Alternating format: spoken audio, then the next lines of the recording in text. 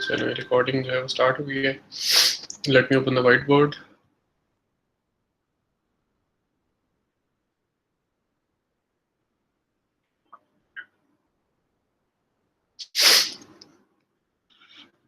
Okay, so we are all set. Please let me know if you guys have any questions regarding the previous lecture or regarding anything else.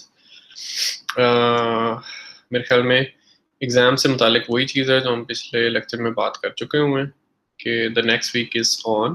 That means कि अगले week में भी हमारे पास 2 lectures scheduled हैं and the midterm exams will be the week after the next week or the exams will be online.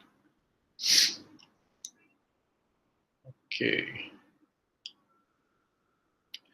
कोई question है आप लोगों का रिगार्डिंग द प्रीवियस लेक्चर? अगर नहीं है तो हम लोग जो है वो अपनी डिस्कशन स्टार्ट करते हैं. आज जो मेरे ख्याल में हमारे एजेंडा पे जो आइटम्स हैं तो we have 2 items on our agenda. पहली चीज़ ये है कि हम जो रेट चेंजिंग सिस्टम्स हैं उनकी डिस्कशन को कंटिन्यू करेंगे.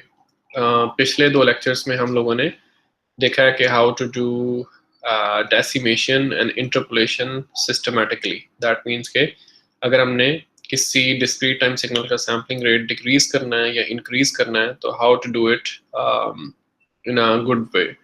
गुड वे का मतलब ये है कि we should not basically cause some new problems. मतलब ये कि एलियासिंग नहीं होनी चाहिए, कोई और मसला नहीं होना चाहिए. So whatever signal processing operations we want to do, we want to make sure that those operations are neat and do not cause any new problem. तो आज मेरे ख्याल में हाँ जो प्रीवियस लेक्चर में जो हमारी लेफ्ट ओवर डिस्कशन है तो we want to wrap it up. जो कि what it was about the rate change by a rational number. ठीक है, जो कि नॉन इंटीजर है लेकिन रैशनल रेट चेंज जो फैक्टर्स हैं वो हम अलाउ करते हैं. जो इररेशनल सैम्पलिंग रेट को अगर आप चेंज करना चाह रहे हैं बाय एन इररेशनल फैक्टर तो that is something which is not possible. Once again वही होगा कि इररेशनल नंबर को आप जो है वो उसकी जो क्लोजेस्ट रैशनल नंबर के साथ अप्रॉक्सीमेशन है वो आप लेके चलेंगे. This is how you will be able to deal such cases. तो आज जो हम रैशनल नंबर का जो फैक्टर है उसके जरिए अगर सैम्पलिंग रेट चेंज करना है तो उसको हम डिस्कस करेंगे. And once we are done with this तो फिर हम will move to the next topic which is polyphase decomposition of a sequence or of a LTS system. तो पहली चीज पे अभी हम चलते हैं. Let me right it here. Sampling rate change by rational number. तो ये वो डिस्कशन है जो पिछली दफा हम कंप्लीट नहीं कर सके थे. तो यानी इसमें आप कह लें कि बहुत सादा अल्फाज में ये मामला है कि you have a sequence x of n और you want to pass this sequence through a rate changer block. ठीक है, so that के आउटपुट पे जो सीक्वेंस आपको मिले तो उसका रेट जो है वो सैम्पलिंग रेट जो है वो चेंज हो चुका हो. ठीक है, फॉर नोटेशनल क्लैरिटी हम यहाँ पे एक डिफरेंट नेम यूज करेंगे. ओके, तो x of n जो है it is being sampled with a sampling period capital T. तो जो y of n है हम कह रहे हैं कि it should be sampled with a sampling period T prime. और how is the T prime जो नया सैम्पलिंग पीरियड है how it is related to the old sampling period capital T. It is related to the old sampling period by this factor. तो ये m over l जो है that is your rational number. ठीक है, तो m over l जो है that is the rational rate change factor. ठीक है,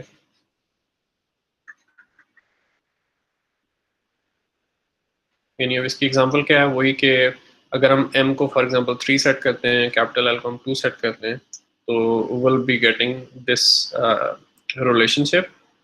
And what does this relationship tell us?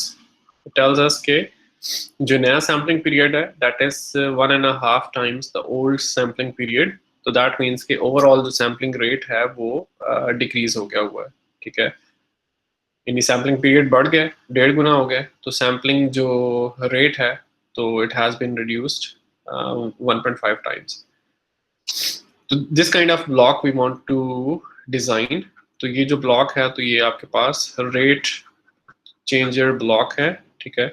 और फिर जब आप इस ब्लॉक की डिटेल्स में देखते हैं तो व्हाट डू यू फाइंड, हमने देखा था कि इसके अंदर क्या होगा, this block is actually the cascade of 2 blocks.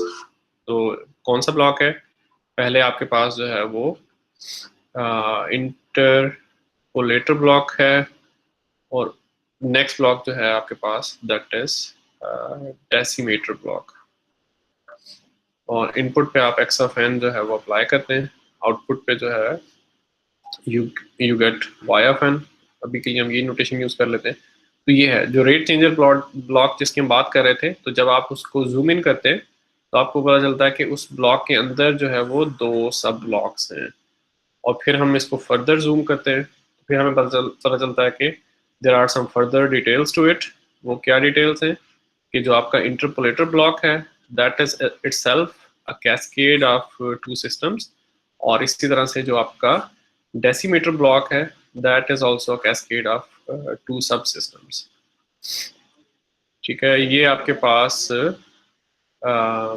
Input है और यहाँ पे आपके पास अल्टीमेट जो है वो आउटपुट है। अब हम उसको लेबल नहीं करते क्योंकि अब हम जब लेबल्स असाइन करेंगे तो will try to assign a good label this block. तो जो इंटरपोलेटर ब्लॉक है वो कहाँ से कहाँ तक है, ये आपका जो है वो इंटरपोलेटर ब्लॉक है। तो इंटरपोलेटर ब्लॉक में क्या होता है, सबसे पहले आप क्या करते हैं, यू अपेंड जीरोस, आप जीरो पैडिंग करते हैं, ठीक है। बिटवीन एवरी 2 सक्सेसिव सैंपल्स आप कैपिटल L-1 जीरोस अपेंड करते हैं। और जब ये जीरो आप अपेंड करते हैं तो उसका जो रिजल्ट है वो फ्रिक्वेंसी डोमेन में उसकी क्या इम्प्लीकेशन है कि कुछ एक्स्ट्रा कॉपीज आपके पास इंट्रोड्यूस हो जाती हैं, then you need to eliminate those extra copies. तो जिसकी वजह से आप एक लो पास फिल्टर यूज करते हैं और उसमें एक ही चीज आपको स्पेसिफाई करनी होती है फ्रिक्वेंसी डोमेन में, वो ये कि जो discrete time low pass filter आप यूज कर रहे हैं what is its cut off frequency. तो कट ऑफ फ्रिक्वेंसी जो है it was chosen to be pi by L. तो इस पे हमने कुछ ना कुछ बात की थी कि why it is the legitimate cut off frequency. अब फिर ये जो अगले 2 हमें ब्लॉक्स नजर आ रहे हैं कैस्केड में, what do these blocks do, ये दोनों ब्लॉक्स मिलके डेसिमेटर सिस्टम बनाते हैं। अब डेसिमेशन में क्या हो रहा था, हमने कहा था कि we want to drop samples. अगर कैपिटल M आपके पास आपको स्पेसिफाइड है तो दैट मीन्स के हर सैंपल के बाद आप कैपिटल M-1 सैंपल्स डिस्कार्ड करेंगे स्टार्टिंग फ्रॉम द इंडेक्स 0। तो क्योंकि आप सैंपल्स डिस्कार्ड कर रहे हैं तो इसकी वजह से क्या हो रहा है कि सैम्पलिंग रेट रिड्यूस हो रहा है and it could potentially cause aliasing. तो उस एलियसिंग को आप अवॉइड करने के लिए एक लो पास फिल्टर लगाते हैं and you call it anti aliasing filter. तो वंस अगेन जब भी आप फ्रिक्वेंसी सेलेक्टिव फिल्टर्स की बात करते हैं, स्पेशली जब लो पास फिल्टर हो, तो आपको एक ही पैरामीटर स्पेसिफाई करना होता है फ्रिक्वेंसी डोमेन में, and what is that parameter, वो ये है कि इसकी कट ऑफ फ्रिक्वेंसी क्या रखेंगे। एंड वी सॉ दैट के उसकी जो कट ऑफ फ्रिक्वेंसी है it was carefully chosen to be pi over M, ठीक है। इसमें हमने काफी डिटेल से बात की थी पिछले लेक्चर में, if you guys have forgotten those details, कि ये जो इनटो में लो पास फिल्टर है और जो डेसिमेटर सिस्टम है जो लो पास फिल्टर है, हमने इनकी कट ऑफ फ्रिक्वेंसीज किस तरह से सेलेक्ट किए, किस बेसिस पे, what was the rational behind it. तो पिछला लेक्चर जो है उसकी रिकॉर्डिंग आप सुने, उसमें कहीं ना कहीं आपको चीज़ नजर आएगी। तो आज हम इस पे मजीद बात नहीं करेंगे। तो अभी के लिए ये है कि you can just accept this as a fact, ठीक है। आप इसको एक फैक्ट के तौर पे एक्सेप्ट कर सकते हैं। इन एनी केस जब आपकी वैल्यूएशंस हैं, होमवर्क्स हैं या एग्जाम्स वगैरह हैं, उसमें ये ब्लॉक डायग्राम्स आपको गिवन होंगी। तो मोस्ट लाइकली हम ये आपसे नहीं पूछेंगे कि आपने फिल्टर्स की cut off frequencies pi over M या पाई ओवर एल क्यों चूज किए। You guys will be asked to take this system as a truth, और फिर आपने इस सिस्टम को एक तरह से इस पे फर्दर जो हमारे क्वेश्चंस हैं या इन्वेस्टिगेशंस हैं उनको आपने रिस्पॉन्ड करना है। तो पहले तो let me connect the 2 sub systems. तो ये हो गया है। और अब फिर क्या है कि अब हम हर इंडिविजुअल स्टेप पे, क्योंकि अब हमारे पास कैस्केड में टोटल 4 ब्लॉक्स हैं, ठीक है। और फिर हमने एक चीज और भी देखी थी, वो ये कि अगर आपके पास 2 लो पास फिल्टर्स कैस्केड में लगे हों, जैसे यहाँ पे लगे हुए हैं, right here we have 2 low pass filters in cascade. तो इसमें हमने पिछले लेक्चर में यानी कि काफी आप कह लें कि आसानी से इस बात को कन्वे करने की कोशिश की थी कि अगर मैं अपनी इनपुट सिग्नल को 2 फिल्टर्स में से सक्सेसिवली गुजारता हूँ, 2 लो पास फिल्टर्स में से, तो इवेंचुअली कौन सा लो पास फिल्टर इफेक्टिव होगा, जिसकी कट ऑफ फ्रिक्वेंसी कम होगी, क्योंकि जिसकी कट ऑफ फ्रिक्वेंसी ज्यादा होगी तो वो कुछ फ्रिक्वेंसी कंपोनेंट्स को जाने देगा, और वो फ्रिक्वेंसी कंपोनेंट्स जब अगले फिल्टर में से गुजरेंगे जिसकी कट ऑफ फ्रिक्वेंसी कम है, तो they will eventually gate blocked. तो इवेंचुअली वो लो पास फिल्टर इफेक्टिव होगा जिसकी कट ऑफ फ्रिक्वेंसी कम है। तो यानी कि इन शॉर्ट ये है कि ये जो 2 आपके पास LTI सिस्टम्स कैस्केड में हैं, तो you can merge them together to make just a single low pass filter, और उसकी जो कट ऑफ फ्रिक्वेंसी है, लो पास फिल्टर की सिर्फ एक ही चीज आपको स्पेसिफाई करनी होती है, जो कि कट ऑफ फ्रिक्वेंसी। अगर बैंड पास फिल्टर होता है तो आपको उसकी 2 कट ऑफ फ्रिक्वेंसीज स्पेसिफाई करनी पड़ती है कि लेफ्ट साइड पे कौन सी कट ऑफ फ्रिक्वेंसी है, राइट साइड पे कौन सी है। तो लो पास फिल्टर के केस में सिर्फ एक ही कट ऑफ फ्रिक्वेंसी है। तो अब कट ऑफ फ्रिक्वेंसी इस जो सिंगल लो पास फिल्टर आपने बनाया इन दोनों को मर्ज करके वो कैसे आएगी, आप कहेंगे कि आप दोनों नंबर्स को कंपेयर कर लें, पाई बाय एल और पाई बाय एम। तो इनमें से जो मिनिमम नंबर है तो पिक दैट नंबर। और अब आपके पास जो इवेंचुअली जो ब्लॉक डायग्राम बन रही है, तो इट लुक्स लाइक दिस, ठीक है। तो ये अब जो ब्लॉक डायग्राम मैं स्केच कर रहा हूँ, तो आप यूं कह लें कि that's the ultimate block diagram. यानी कि जब भी कभी आपने अपनी यूं कह लें कि प्रोफेशनल कैपेसिटी में बीइंग एन इंजीनियर, कभी भी आपने एक रेट चेंजिंग सिस्टम बनाना है जहाँ पे आपने सैम्पलिंग रेट चेंज करना है, सैम्पलिंग पीरियड की टर्म्स में हम लिख रहे हैं तो हम पीरियड की टर्म्स में बात करेंगे। तो कभी भी आपने अपना सैम्पलिंग पीरियड चेंज करना है by factor capital M over L, तो ये जो ब्लॉक डायग्राम है जो हमने नीचे बनाई है, तो that is your ultimate thing. यानी आपने इसको, इस गाइडेंस को फॉलो करके जो जो भी आपने कोड लिखना है FPGA के लिए, Xilinx में या Verilog में कहीं पे भी, तो आपको ये डायग्राम इंप्लीमेंट करना पड़ेगी। तो इसमें अभी के लिए for the sake of this class what you guys are expected to learn, वो ये कि इस पर्टिकुलर ब्लॉक डायग्राम में we have 3 sub systems in cascade. तो हर सब सिस्टम की जो आउटपुट है, you should be able to sketch the output of each subsystem in frequency domain। यानी आपको पता हो कि इनपुट पे x of n है, तो इसका फ्रीक्वेंसी डोमेन एक्सप्रेशन क्या होगा, x e to j omega. आपको x e to j omega sketch करना आना चाहिए। फिर जब आपने इंटरपोलेशन कर लिया है बाय फैक्टर कैपिटल L, तो इस सिग्नल को हम कह रहे हैं x subscript e of n। अब ये e जिस भी वजह से आ रहा है, तो I am just trying to use the notation being followed by the textbook. आप कोई और भी यूज कर सकते हैं नोटेशन, लेकिन then you have to be consistent.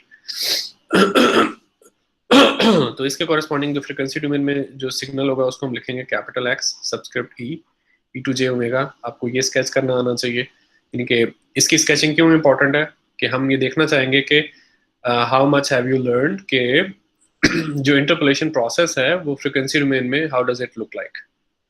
तो वो हमें पता है कि इंटरपोलेशन है या डेसिमेशन है, दोनों की वजह से फ्रीक्वेंसी डोमेन में उसको टाइम स्केलिंग नहीं कहेंगे, उसको फ्रीक्वेंसी स्केलिंग कहेंगे। यानी आपके पास जो भी स्पेक्ट्रम है, तो इट गेट्स ईदर स्ट्रेच्ड और इट ईदर गेट्स कंप्रेस्ड। जैसे इंटरपोलेशन के केस में क्या होगा, फ्रीक्वेंसी डोमेन में कंप्रेशन होगी, तो वो जो कंप्रेशन है we want to see it. और एक्स एक्सेस पे जो आपने लेबल्स चेंज करने होते हैं, तो वी वांट टू सी के हाउ मच आप कह लेंगे हैव यू लर्न। इसमें आप कह लेंगे इट्स ऑल क्वांटिटेटिव डिस्कशन, यानी कि क्वालिटेटिव नहीं है। तो किसी का भी रिस्पॉन्स हमें किसी वैल्यूएशन में, मिड टर्म एग्जाम में, होमवर्क में ऐसा नहीं चाहिए कि आप ज़बानी यानी कि सिर्फ इंग्लिश लिखते हैं कि ऐसे हो जाएगा ऐसे हो जाएगा। You have to it, you have to make proper sketches frequency domain में, उनकी प्रॉपर लेबलिंग होनी चाहिए। तो यानी इसमें जो आप कह लें कि एक्यूरेसी है या रिगर है वो नज़र आना चाहिए। और फिर जब लो पास फिल्टरिंग की जो आउटपुट है, ठीक है, उसके बाद जो सिग्नल आएगा तो उसको आप कोई और नेम दे सकते हैं। मे बी आप कहें कि इट्स द सेम सिग्नल, लेकिन उस पर टिल्डा आप कह दें कि now it's a different one, क्योंकि फिल्टरिंग की वजह से कुछ कॉपीज एलिमिनेट हो गई हैं, और जब आप डेसिमेशन कर लेंगे तो फिर जो आपके पास सिग्नल आएगा तो उसको आप XD कह सकते हैं और टिडला भी कह सकते हैं कि इसकी फिल्टरिंग भी हुई थी। तो ये जो आपके पास हर स्टेप पे जो सिग्नल्स हैं इनके capital X D E to J omega, तो ये फ्रिक्वेंसी डोमेन स्केचेस जो हैं आप कह लेंगे for the moment this is something required from you guys. ठीक है, अगर यानी कि जब कभी आप इस तरह की चीज़ को इम्प्लीमेंट करेंगे ऑन हार्डवेयर प्लेटफॉर्म तो डेफिनेटली आपके डिलीवरेबल्स जो हैं वो डिफरेंट होंगे। Then you need to kind of show के such kind of rational resampling, जो रेट चेंज है उसको हम रीसैम्पलिंग भी कहते हैं, कि रैशनल रीसैम्पलिंग वाकई ही हो रही है। अब नेक्स्ट चीज हम यही कर सकते हैं कि we just take a small example and try to make those sketches. अब एग्जांपल वही है कि मैं आपको कह देता हूँ कि capital M is 3, capital L is 2, ठीक है, तो जिसकी वजह से वो जो एक्सप्रेशन है आपके पास T prime that will be equal to जो है M/L मल्टीप्लाइड बाई T, तो M is 3 L is 2, तो ये आपके पास रिलेशनशिप आ जाता है। और इसके मुताबिक जो है वो हमने स्केचिंग करनी है, और जो हमारी ब्लॉक डायग्राम अभी हमने बनाई है उसके हर स्टेप पे आपने चीज़ें बनानी है। तो एक ज़ीरो स्टेप यहाँ पे मैं आपको प्रोवाइड कर देता हूँ, क्योंकि you need something to begin with. तो मैं आपको XC/J ओमेगा यानी कि जो CTFT है for the continuous time signal उसका प्लॉट मैं आपको प्रोवाइड कर रहा हूँ, क्योंकि that will be your starting point. इस स्केच में जो शेप होगी और जो बैंडविड्थ होगी उसी को आप जो है वो आगे लेके चलेंगे। तो ये आपके पास जो कंटिन्यूस टाइम सिग्नल था ये उसका फ्रीक्वेंसी डोमेन स्केच है, ठीक है। और इसमें फर्दर मैं एक चीज़ आपको बता रहा हूँ कि जो कैपिटल N है यानी कि जो मैक्सिमम फ्रीक्वेंसी है तो that is actually the sampling frequency by 2। तो इससे सिर्फ और सिर्फ आपको ये पता चलता है कि जो सैम्पलिंग फ्रीक्वेंसी आपने चूज करनी है इस सिग्नल को डिस्क्रिटाइज करने के लिए that is 2 times the maximum frequency of my signal. तो दैट मीन्स के हम नाइक्विस्ट रेट पे सैम्पलिंग कर रहे हैं, यानी कि जो मिनिमम नंबर ऑफ सैंपल्स चाहिए थे वही आप ले रहे हैं, बिल्कुल पूरे पूरे सैंपल्स ले रहे हैं, एडिशनल सैंपल्स नहीं ले रहे। अगर ओमेगा एस जो है वो 3 टाइम्स ओमेगा एन हो, 4 टाइम्स ओमेगा एन हो, 6 टाइम्स ओमेगा एन हो, तो फिर आप डेफिनेटली नाइक्विस्ट रेट से ज़्यादा पे ऑपरेट कर रहे हैं, यानी आप जरूरत से ज़्यादा सैंपल्स कलेक्ट कर रहे हैं। एनीवे तो इसमें एक ज़ीरो स्टेप वही आ जाएगा जो आपको अपनी अंडरस्टैंडिंग के लिए बनाना चाहिए कि सबसे पहले आप जो है वो सैम्पल सिग्नल का फोरियर डोमेन स्केच बनाएं जो कि CTFT होगा। और वो हम कैसे बनाते हैं कि जो ओरिजिनल कॉपी होती है उसको हम ज़ीरो पे सेंटर्ड रखते हैं, उसके जो एंड पॉइंट्स हैं वो हम मार्क करते हैं, और उसके फ़ौरन बाद हम क्या करते हैं, we need to specify the additional copies. जो एडिशनल कॉपीज हमारे पास आती हैं उसका फॉर्मूला भी है, but I think there is no space, मैं उसको नहीं लिखूंगा। तो राइट साइड पे पहली कॉपी ओमेगा एस पे आएगी, लेफ्ट साइड पे पहली कॉपी माइनस ओमेगा एस पे आएगी। और फिर ये कि जब आप इस चीज़ को जहन में रखेंगे कि नाइक्विस्ट रेट पे सैम्पलिंग हुई है तो you will be able to convince yourself कि जो शिफ्टेड कॉपीज हैं दे टच ईच अदर, यानी कि ना वो ओवरलैप कर रही हैं और ना ही ऐसा है कि they have a gap between them.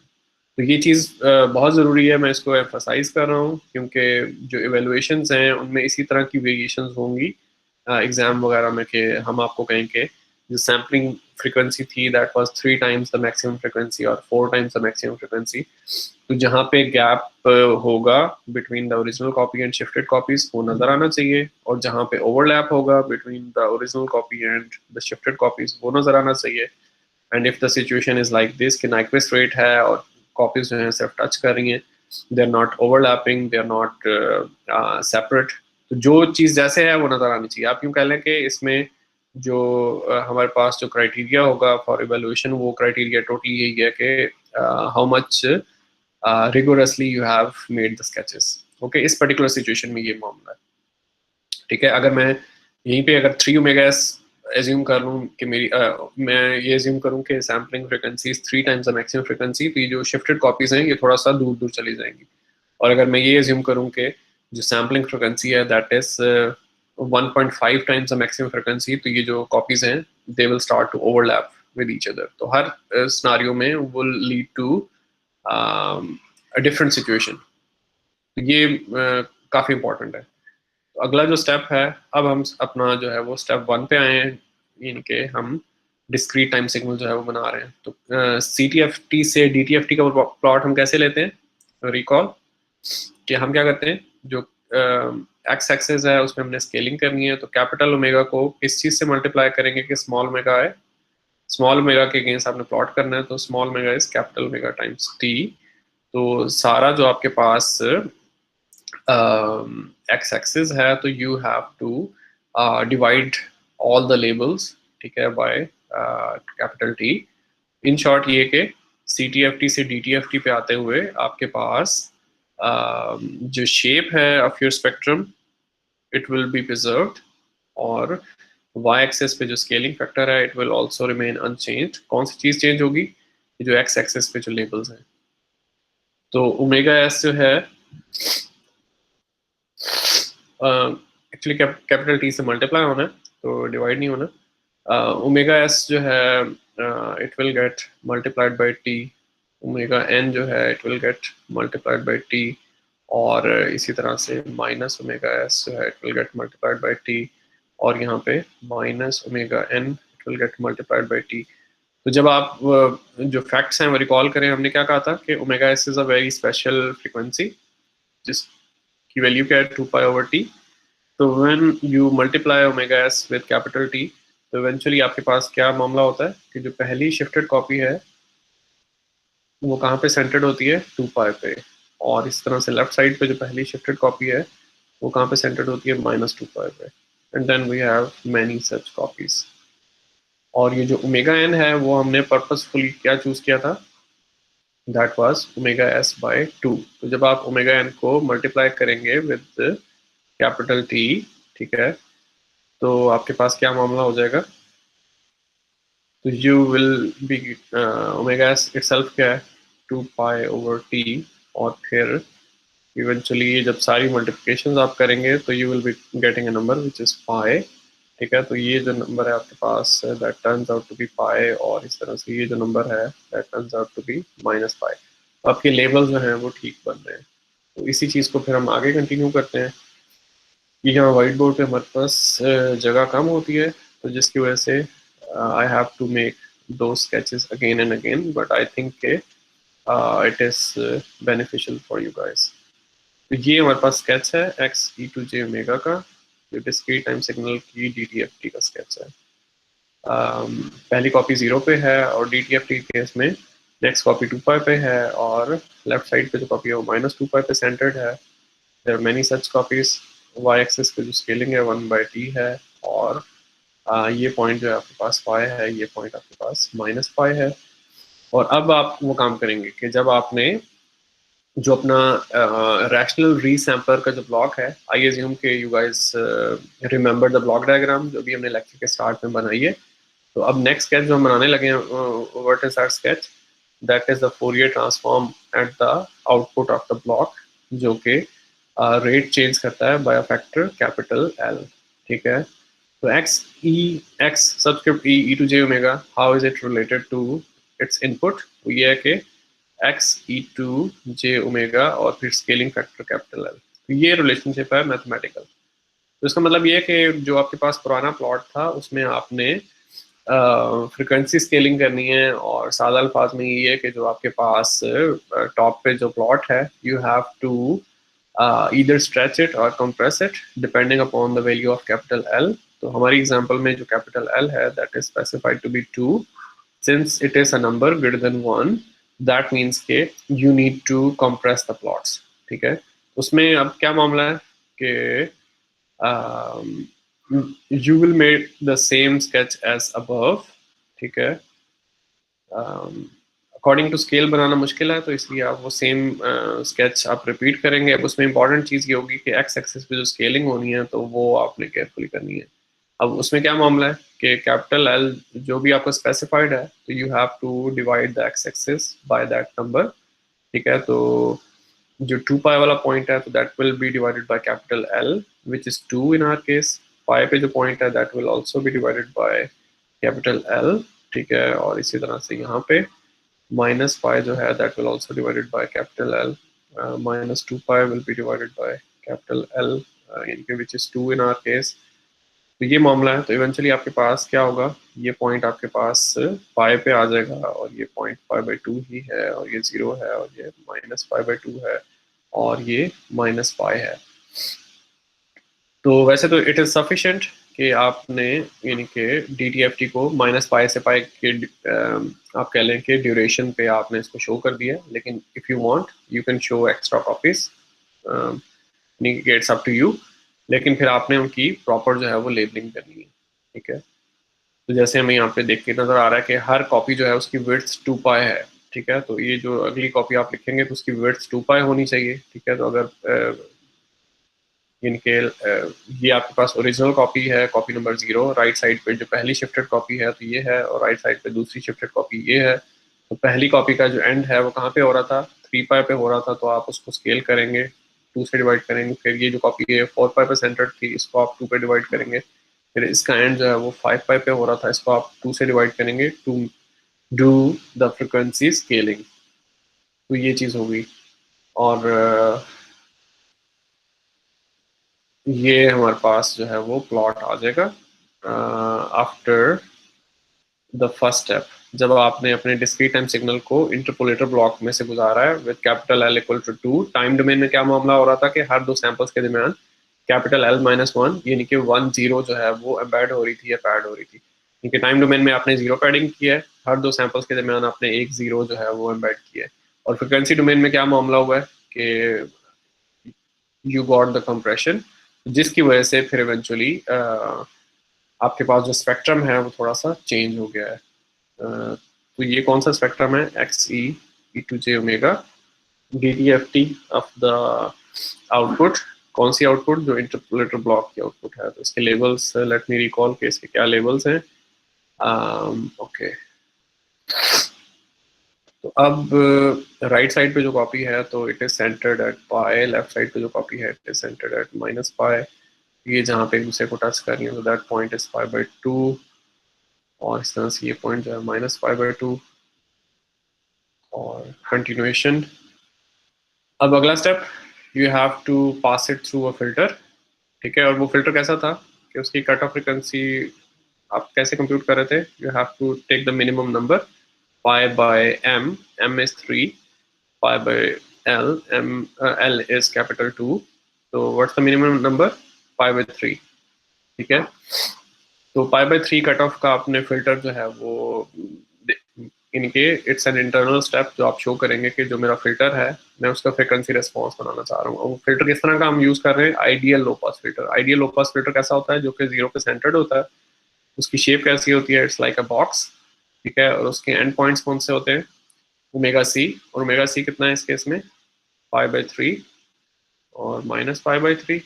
और क्योंकि DTFT पीरियोडिक होती है तो इसकी एक अगली कॉपी आपको कहाँ पे नजर आनी चाहिए, it should have another copy centered at 2 pi, ठीक है। और ये पॉइंट कौन सा होगा, 2 pi प्लस पाई बाई 3, और ये पॉइंट कौन सा होगा, 2 pi माइनस पाई बाई 3। इसी तरह से उसकी कॉपी आपको माइनस 2 pi पे भी नजर आएगी बिकॉज DTFT इज पीरियोडिक, ठीक है। तो ये हो गया। और इवेंचुअली जो फिल्टर की आउटपुट है वो कैसे आएगी, कि फ्रिक्वेंसी डोमेन में जो XE⁻ है it will get multiplied bye HE⁻, यानी कि जो पहले दो प्लॉट्स आपको नजर आ रहे हैं टॉप पे, दे विल गेट मल्टीप्लाइड।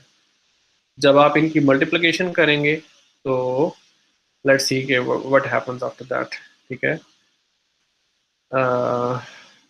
तो अब यहाँ पे चीजें क्योंकि अकॉर्डिंग टू द स्केल नहीं है, तो you need to be very careful कि फिल्टर जो है वो आपके पास आपको नजर आ रहा है कि माइनस पाई बाय 3 से पाई बाय 3 के जो कंपोनेंट्स हैं उनको अलाउ करेगा, उसके बाद वो हर चीज को सप्रेस करेगा, ठीक है। अगर आप पाई तक देखना चाह रहे हैं, यानी कि माइनस पाई टू पाई की रेंज में सिर्फ और सिर्फ वो फ्रिक्वेंसी कंपोनेंट्स आएंगे जो माइनस पाई बाय 3 से प्लस पाई बाय 3 तक हैं, और बाकी सारे कंपोनेंट्स डिस्कार्ड हो जाएंगे। यानी कि आप कौन सा रीजन देख सकते हैं, ये माइनस पाई टू पाई का रीजन है, और फिल्टर में भी ये माइनस पाई टू पाई का रीजन है। यानी बाकी हर चीज को आप इग्नोर कर सकते हैं। ये जो एक्स्ट्रा कॉपीज मैंने बनाई हैं तो ये सिर्फ हमारी अपनी आप कह लें कि अंडरस्टैंडिंग के लिए थी, वरना अभी जब हम मल्टीप्लिकेशन करने जा रहे हैं, क्योंकि हमें फिल्टर की आउटपुट चाहिए, फिल्टर के आउटपुट को हमने किससे रिप्रेजेंट किया था, x tilde e to J omega. तो ये जो फिल्टर की आउटपुट है ये कैसे आ रही है, इन दो चीज़ों की मल्टीप्लिकेशन से आ रही है कि x e to J omega, इनकी जो फ्रिक्वेंसी रिस्पॉन्स है इनपुट का और जो फ्रिक्वेंसी रिस्पॉन्स है फिल्टर का, they get multiplied to give the frequency response of the output. तो आपने पहले दो प्लॉट्स की मल्टीप्लिकेशन करनी है, तो सिर्फ माइनस पाई से पाई की जो रेंज है उस रेंज को आप जो है वो अपने जहन में रखें, बाकी हर चीज़ जो है you should forget about it. तो इसमें आपको साफ नजर आ रहा है कि मल्टीप्लिकेशन में जहाँ जहाँ पे आपका फिल्टर जो है वो उसका फ्रिक्वेंसी रेस्पॉन्स जीरो है, तो वहाँ पे मल्टीप्लिकेशन जीरो हो जाएगी। तो कौन सी चीज़ बचेगी आपके पास, नॉन जीरो स्टफ सिर्फ और सिर्फ माइनस पाई बाई थ्री से पाई बाई थ्री तक बचेगा। और उसमें क्या होगा, शेप कौन सी आएगी, जो आपका ओरिजिनल स्पेक्ट्रम था उसकी जो शेप थी। अब ये क्योंकि अकॉर्डिंग टू स्केल नहीं है, क्योंकि ये जो चीज़ जो इवन सेंटर पे जो कॉपी है, जो ओरिजिनल कॉपी है, तो that goes from minus pi by two pi by two, लेकिन हमने माइनस पाई बाई थ्री से पाई बाई थ्री तक लेना है। तो सिंपली स्पीकिंग ये वाला जो रीजन है जिसको मैं हाईलाइट कर रहा हूँ, ये वाला रीजन बचेगा मल्टीप्लिकेशन के बाद, क्योंकि अकॉर्डिंग टू द स्केल नहीं है, तो इसलिए शायद थोड़ी कंफ्यूजन हो सकती है। फिल्टर जो है वो माइनस पाई बाई थ्री से पाई बाई थ्री पे जा रहा है, और जो स्पेक्ट्रम है वो माइनस पाई बाई टू से पाई बाई टू पे जा रहा है। तो इवेंचुअली जब आप इसकी शेप बनाएंगे तो shape will be something like this, ठीक है। यानी कि कुछ फ्रिक्वेंसी कॉम्पोनेंट्स जो हैं वो इवेंचुअली क्लिप हो चुके हुए हैं। और फिर अगर आपने DTFT शो करनी है तो फिर आप बताएंगे कि यही चीज़ जो है वो इसी की कॉपीज आपको 2 पाई पे सेंटर्ड नजर आएंगी, ठीक है, इस तरह की, एंड सो ऑन माइनस 2 पाई पे भी सेंटर्ड नजर आएंगी। तो ये हो गया। अब हम जो है वो जा रहे हैं लास्ट स्टेप की तरफ, जिसमें हमने जो आगे डेसीमीटर ब्लॉक है उसकी वजह से जो चेंज है वो हमने हाईलाइट करनी है। तो अभी जो चीज़ मैं बना रहा हूँ तो that's the output of the filter, जो कि इंटरपोलेटर और डेसीमीटर ब्लॉक के दरमियान में। जीरो पे कॉपी सेंटर्ड है जिसकी शेप कुछ इस तरह की बन गई हुई है। तो कीप दैट इन माइंड के एग्जाम वगैरह में या होमवर्क्स में we can change the shape of the spectrum of the signal of interest, तो it shouldn't be a problem. Clarity जो है हम सिर्फ देखना चाहेंगे आप लोगों की कि how much you guys are clear about it, इनके जो क्रैमिंग है या उस तरह की जो मेमोराइजेशन है उसको अवॉइड करने के लिए मैं आपको इस तरह का स्पेक्ट्रम भी दे सकता हूँ। क्या आप इससे स्टार्ट करें, इनके हम आपको इस तरह का स्पेक्ट्रम दे सकते हैं, कुछ इस तरह का स्पेक्ट्रम हो सकता है। तो there are so many different kind of shapes, ठीक है, we can ask you guys to begin with.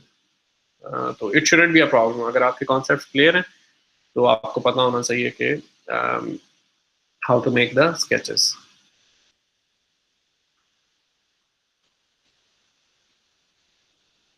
Okay, और ये पॉइंट कौन सा है, पाई बाई थ्री का है, ये पॉइंट कौन सा है, माइनस पाई बाई थ्री का है। इससे बाकी पॉइंट्स पे आप बना सकते हैं। अब नेक्स्ट स्केच जो हमने बनाना है तो वो कौन सा स्केच है, that is the output of the decimator block x tilde subscript d e to J omega. और वो कैसे आएगी, कैपिटल एम जो है वो हम लोगों ने थ्री स्पेसिफाई किया हुआ, तो दैट मीन्स के इट इज 1/3 एक्स टिल्डा, जो इनपुट थी उसकी 3 कॉपीज आपने ऐड करनी है, omega by 3 plus x tilde e to J omega by 3 minus 2 pi. और एक और कॉपी भी होगी जो मैं यहाँ पे बना रहा हूँ, तो जगह फिर हमारे पास कम पड़ गई, x tilde e to J omega by 3 minus 4 pi. तो ये आपने जो टॉप पे जो सिग्नल है उसके 3 वर्जन्स आपने बनाने हैं, फ्रिक्वेंसी स्केल्ड और शिफ्टेड। ये पहला वर्जन है जो सिर्फ फ्रिक्वेंसी स्केल्ड है, दूसरे वर्जन में फ्रिक्वेंसी स्केलिंग और शिफ्टिंग दोनों है, तीसरे वर्जन में भी फ्रिक्वेंसी शिफ्टिंग और स्केलिंग दोनों है। तो आपने पहला जो जो आपके टॉप पे सिग्नल है उसके 3 वर्जन्स आप बनाएंगे फ्रिक्वेंसी शिफ्टिंग और स्केलिंग के साथ, फिर आप उनको ऐड करेंगे तो आपके पास जो है डेसिमेटेड सिग्नल आएगा, ठीक है। तो इसमें फॉर एग्जांपल अगर हमने पहला वर्जन बनाना है तो let me draw it at the bottom. अब मैं कौन सा सिग्नल ड्रॉ कर रहा हूँ, x tilde subscript E to J omega by 3। ठीक है, तो वो कैसे होगा कि जो टॉप प्लॉट है, अब इसमें फ्रिक्वेंसी स्केलिंग हो रही है बाय फैक्टर ऑफ 1/3, क्योंकि ये जो फैक्टर है दैट इज लेस देन 1। तो इवेंचुअली इसकी जो इम्प्लीकेशन है वो ये कि जो आपके पास कर्व्स आपको टॉप पे नजर आ रही हैं, they will get stretched by a factor of 3। ठीक है, 1/3 के फैक्टर से फ्रिक्वेंसी स्केलिंग का मतलब है कि एक्सपेंशन होगी बाय फैक्टर ऑफ 3। तो ये जो एंड पॉइंट है आपकी जीरो कॉपी का, तो वो π/3 इनके इसको आप मल्टीप्लाई करेंगे। Maybe I should pick a different colour so that के कंफ्यूजन ना हो। तो ये जो एंड पॉइंट है, जो भी लेबल्ड पॉइंट्स हैं उनको आपने उनको आपने 3 से मल्टीप्लाई करना है हर पॉइंट को।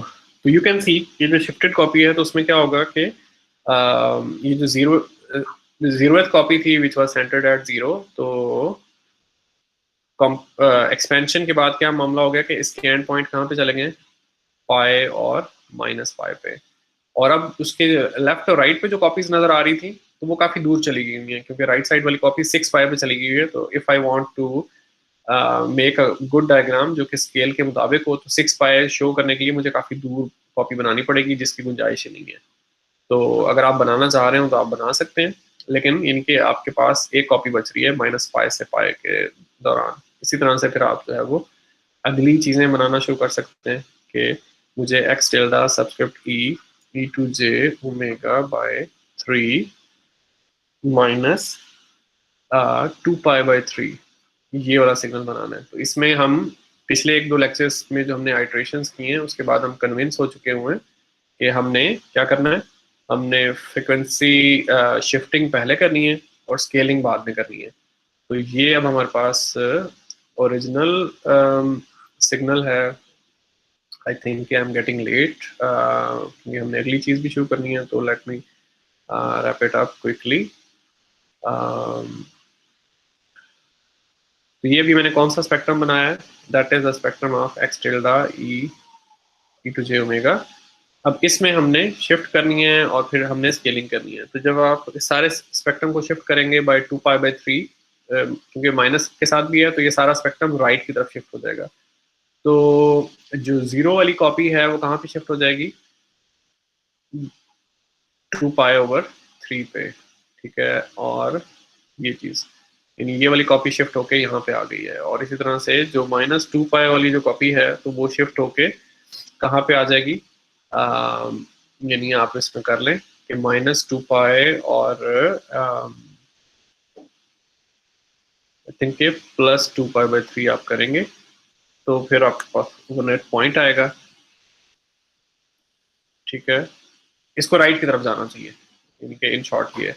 और इसी तरह से जो राइट साइड वाली कॉपी थी वो शिफ्ट होकर आगे चली जाएगी। फिर दूसरे स्टेप में आप जो है वो फ्रिक्वेंसी स्केलिंग कर रहे हैं, तो दैट मीन्स के आप हर पॉइंट को 3 से मल्टीप्लाई कर रहे हैं। और ये जो पॉइंट था ये कौन सा पॉइंट था, 2π/3 पे तो आपने शिफ्टिंग कर दी थी और प्लस π/3 पे पॉइंट था, इसको आप 3 से मल्टीप्लाई करेंगे। इस तरह से ये पॉइंट कौन सा था, 2π/3 पे आपका सेंटर था, उससे ये π/3 आप पीछे थे, और इसको भी आप 3 से मल्टीप्लाई करेंगे एंड सो ऑन। ठीक है, तो इवेंचुअली इन्हीं हमें नजर आ रहा है कि ये जो कॉपी है that will be centred at 2π। और यहाँ पे हो रहा है कि 3π/3 और ये पॉइंट आपके पास 3π आ जाएगा और ये पॉइंट आपके पास आ जाएगा पाई। ठीक है, फॉर दिस वन। इसी तरह से फिर आप जो है वो थर्ड कॉपी बनाएंगे और फिर आपने इन सारी कॉपीज को आपने एड अप करना है। जब आप एड अप करेंगे, ठीक है, we are kind of getting late, इसलिए मैं इस प्रोसेस को हाल्ट करता हूँ, इवन दो कि वी कुड हैव कंटिन्यू। जब आप करेंगे तो इवेंचुअली जो आपके पास चीज़ आएगी, ये जो मैं फिगर 4 to 9 आपको इस टाइम दिखा रहा हूँ टेक्स्ट बुक की जो सॉफ्ट कॉपी है उसमें, तो 4 to 9 में जो सबसे बॉटम पे जो हमारे पास प्लॉट है, तो that is the plot which we will get eventually. ठीक है, तो ये वो स्पेक्ट्रम है जो आपको रैशनल रीसैम्पलिंग के बाद अल्टीमेटली मिलेगा। यानी कि ये जो सारी इलस्ट्रेशन हमने की हैं वो व्हाट ओके, तो हमारे पास टेक्स्ट बुक जो है it disappeared mysteriously. Okay, it came back. तो ये जो फिगर 4 to 8 है, तो जिसको हमने कहा कि that is our ultimate rational रीसैम्पलर।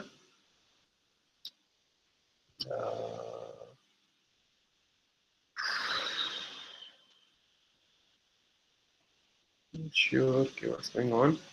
Okay, तो तो ये फिगर 4 to 8 जो है उसमें हमने हमारे पास 3 ब्लॉक्स हैं कैस्केड में, तो हमने हर ब्लॉक की जो आउटपुट है उसके फ्रीक्वेंसी डोमेन स्केचेस हम लोगों ने बनाए हैं to gain some kind of experience with rational resampling principles। ठीक है, तो you guys are supposed to practice this। ठीक है, इसमें हम capital M capital L change करके और जो सैम्पलिंग फ्रीक्वेंसी है वो चेंज करके we might ask you guys to redo this kind of stuff in homeworks and exam, तो just practice it। ठीक है, कोई क्वेश्चन है तो आप पूछें, otherwise I am moving to the next topic. Questions? Sir इसको रैशनल नंबर से रीसैंपल करने की जरूरत क्यों पड़ती है? वो हम पिछले लेक्चर में एक एग्जांपल तो मैं आपको दे चुका हूँ, there are many such occasions. एक एग्जांपल वही है कि जब आप अगर आप डिजिटल कम्युनिकेशन का कोर्स लें, for example it is going to be offered in spring semester, जो अगला सेमेस्टर आप लोगों का आएगा, तो उसमें डिजिटल कम्युनिकेशन ऑफर होता है आईटी सेट कोर्स। तो उसमें कुछ लैब्स ऐसी आती हैं जिसमें आप एएम ट्रांसमिशंस कर रहे होते हैं या एफएम ट्रांसमिशंस कर रहे होते हैं, तो वहाँ पे आपको जो रेडियो से जो सॉफ्टवेयर डिफाइंड रेडियो है वहाँ से जो सैंपल्स मिल रहे होते हैं they you get them at a different rate, लेकिन इवेंचुअली जो आपकी ऑडियो डिवाइस ने जो चीज़ प्ले करनी होती है, तो ऑडियो डिवाइस का जैसे मुझे अपने वो मेमोरी से याद आ रहा है कि उसको एक फिक्स रेट चाहिए होता है 44.1 किलोहर्ट्ज, यानी ऑडियो डिवाइस और किसी रेट को अंडरस्टैंड नहीं करती, जबकि एसटीआर में जो आपको रेट मिल रहा होता है कंप्यूटर में आपके फ्लोग्राफ में, वो फॉर एग्जांपल 200 किलोहर्ट्ज मिल रहा होता है। तो फिर आपको इनके 200 किलोहर्ट्ज से अगर आपने 44.1 किलोहर्ट्ज पे जाना है, तो वो जो सैम्पलिंग रेट है, तो जो चेंज आपने करनी है तो वो इंटीजर फैक्टर नहीं है, वो नॉन इंटीजर है, और कुछ केसेस में इट कुड बी इरेशनल, लेकिन हम उसकी रैशनल नंबर के साथ अप्रोक्सीमेशन कर सकते हैं। तो यानी देर आर ओकेजन्स जब आपको सैम्पलिंग रेट जो है वो चेंज करना होता है, क्योंकि डिफरेंट जो ब्लॉक्स हैं they do not kind of cooperate, और दे डू नॉट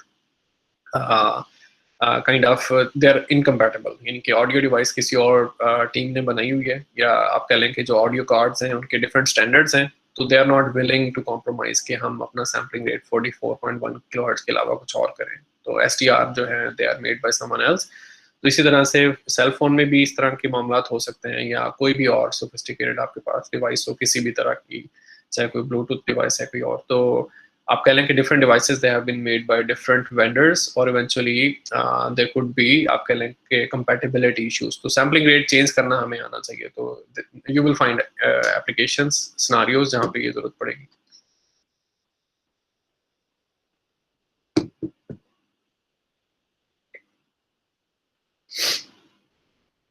तो एप्लीकेशंस आर देयर, एप्लीकेशंस वाकई मौजूद हैं। जो हमारा मेरे ख्याल में कंसर्न होना चाहिए वो यही कि वी शुड लर्न कि ये काम कैसे करना है, यानी we should be on top of the things rather than getting scared। interchanging of अब हम अगली चीज पे आ गए हैं, विच इज पॉलीफेज डिकम्पोजिशन, लेकिन उसमें आप कह लें कि थोड़ा सा एक बैकग्राउंड है जिसके लिए हम आपको प्रिपेयर कर रहे हैं। तो इस पे आप कह लें कि इसी सेम चीज़ पे मल्टी रेट डीएसपी पे ग्रेड लेवल कोर्स भी ऑफर होता है, विच आई टुक ड्यूरिंग माय पीएचडी। तो उसमें आप कह लें कि sometime it feels like black magic कि आप चीज़ों को कैसे जो है वो आगे पीछे कर रहे हैं, लेकिन यानी फाउंडेशन ही हैं जिस पे हम स्टार्ट कर रहे हैं। तो अभी भी हम कुछ नई चीज़ें लर्न करेंगे, and which would be kind of surprising for you guys. तो इट्स इम्पॉर्टेंट कि आप जो है वो साथ साथ चलें and do not lag behind. अब जो चीज़ हम कर रहे हैं, तो हम ये कह रहे हैं कि हम 2 सिस्टम्स बना रहे हैं, और हम कह रहे हैं कि जो 2 सिस्टम्स हैं दे आर इक्विवेलेंट। तो यहाँ मैं इक्वालिटी का साइन बना रहा हूँ, लेकिन mathematicians are not happy saying that, तो वो कहेंगे 2 सिस्टम्स इक्विवेलेंट हैं, इक्वल सिस्टम्स का कोई मतलब नहीं है उनके नज़दीक। ओके,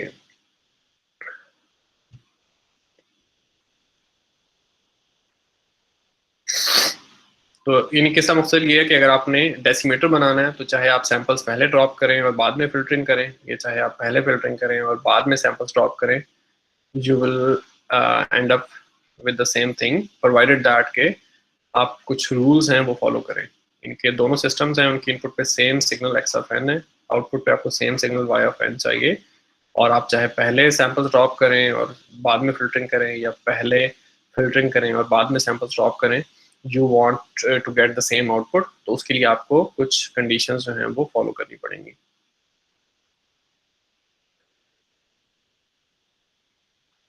तो वो ये कंडीशंस हैं जो मैं यहाँ पे लिख रहा हूँ कि अगर आपका जो फिल्टर है जो कि यहाँ पे है और यहाँ पे है, ठीक है, ये वही लो पास फिल्टर है जो हम पहले लिखते आए हैं, लेकिन ऑल ऑफ अ सडन अब हमारी नोटेशन चेंज हो गई है।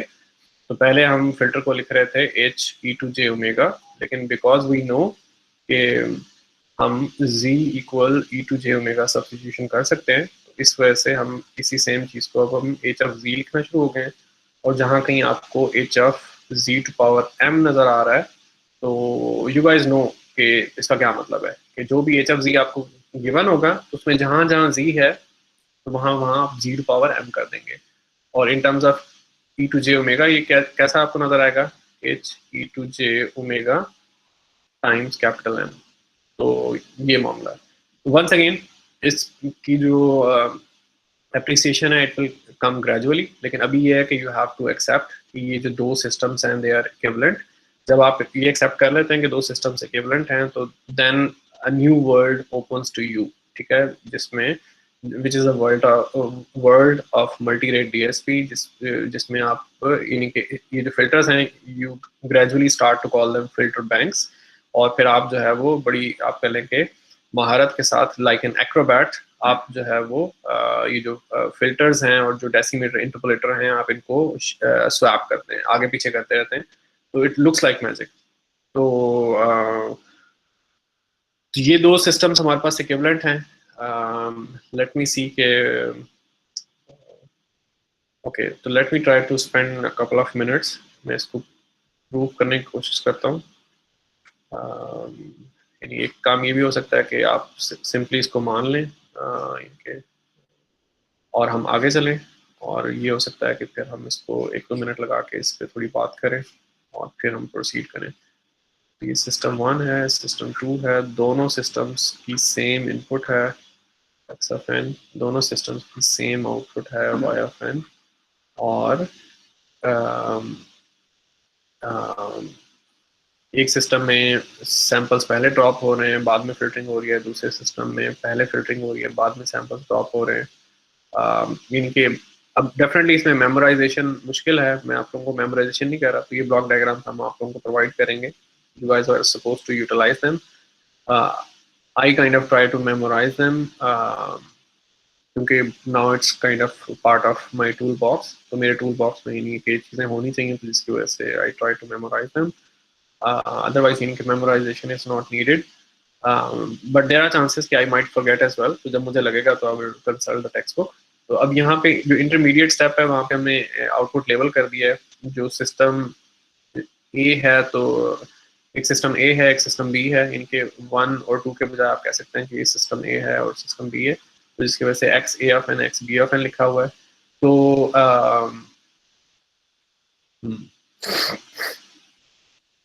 let me see how should we proceed।